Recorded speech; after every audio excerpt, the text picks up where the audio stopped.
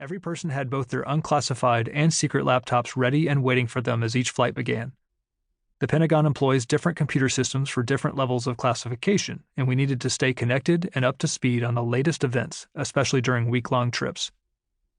The conference room's back wall had a large television and clocks that displayed the current time in Washington, the time in our destination city, and the travel time remaining for each leg of the trip.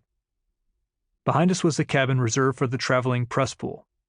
We could carry members of the press, but Mattis decided early on to limit the number to between 8 and 10.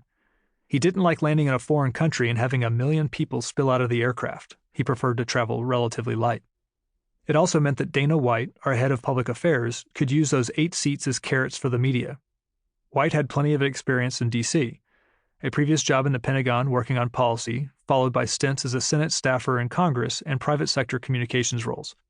Her unspoken rule for members of the press was, behave and you might be invited on the next trip. Write an article that the secretary doesn't like and, well. Next was the largest area of the plane, a cabin filled with the airborne equivalent of workstations for other members of the secretary's staff and the country experts we'd take with us during overseas travel, as well as our communications specialists and security agents. On this trip, we were first heading to the Middle East, so members of the policy shop that worked that region of the world were on board. As we shifted over to Ukraine, those members would fly commercial back to the U.S. Meanwhile, the European team would fly out to meet us and then fly back to the U.S. with us. Overall, the system worked very well.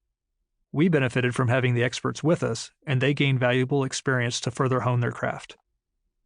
The last segment of the plane consisted of extra seats and a sleeping area with about 10 beds, most of which were stacked 3 high. These were a precious commodity. Being assigned a bed meant you'd made the big leagues, even if you didn't get the chance to use it. Seasoned professionals, like the Navy captain in charge of travel operations, just slept on the floor of the aircraft, a jacket thrown over their faces to shut out the light. On many of the flights, however, we'd just stay awake and work all the way through to support the boss. I completed a final scan of my inbox as the wheels touched down, then closed the lids to both laptops so the communications team could quickly collect them for transport to our workspace in the hotel communications room. Those of us in the conference room stood and started to make our way over to the front door. That's when Rear Admiral Fowler caught my attention. "Hey, Bus, I want you to take the lead on the rollout plan for the President's South Asia strategy." I was caught off guard. I had written the final version of the strategy for Afghanistan and the cover letters addressed to the congressional leadership, but hadn't participated in any rollout or strategy planning meetings. The strategy document itself had been a mess. The policy shop had sent their draft to our front office, where it ran into the brick wall known as Kevin Sweeney. He immediately declared it crap and ordered me to rewrite the entire strategy in one day. I'd managed to pull it off to his, and the secretary's, satisfaction in time for it to be transmitted to the White House for President Trump's review. The downside was that we cut the policy team completely out during the rewrite, making the front office a single point of failure, a tendency we would repeat often in the coming months. Fowler was waiting for my answer. "Sir, happy to help, but I'm not tracking on the rollout plan." "I don't care, Bus. We're going to be extremely busy on this trip, and I need you on point for this one. This is the administration's first major rollout. We can't afford to screw it up." So I did what all military officers are trained to do: salute smartly and figure it out later. "Yes, sir, I'm on it."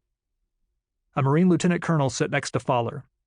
A member of our front office team, he was with us on this trip to coordinate information arriving for the secretary, so I expected he'd know more than I did on this one. "Colonel, can we chat in a bit? I'd love to see where we are for the rollout." The lieutenant colonel looked up at me, his expression conveying frustration mixed with complete disinterest. "Nah, I think you're good, Bus. It looks like you've got everything you need." This was odd. He was plugged in tight with Fowler and the Pentagon staff, so if anyone knew what was going on, it'd be him.